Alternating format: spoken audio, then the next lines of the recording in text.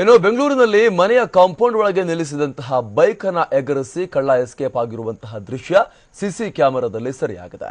ಬೆಂಗಳೂರಿನ ಜೆಪಿ ನಗರದ 5ನೇ ಸ್ಟೇಜ್ನಲ್ಲಿರುವಂತಹ ಮನೆಯ ಬಳಿ ಆಗಿರುವಂತಹ ಘಟನೆ ಇದು. ಜನವರಿ 27ರ ಮಧ್ಯರಾತ್ರಿ ಆಗಿರುವಂತಹ ಘಟನೆ ಈಗ ಬೆಳಕಿಗೆ ಬಂದಿದೆ. ಬೈಕ್ ಕಳ್ಳನ ಕೈಚಳಕ ಸಿಸಿಟಿವಿ ಕ್ಯಾಮೆರಾದಲ್ಲಿ ಸೆರೆಯಾಗಿದೆ. 1 ನಿಮಿಷ ಹೊಂಚು ಹಾಕ್ತಾನೆ ಆತ ನಿಂತುಕೊಂಡು ಫುಲ್ ಅಬ್ಸರ್ವ್ ಮಾಡ್ತಾನೆ. ನಾವೀಗ ದೃಶ್ಯಗಳಲ್ಲೂ ಕೂಡ ಗಮನಿಸ್ತಾ ಇದ್ದೀವಿ.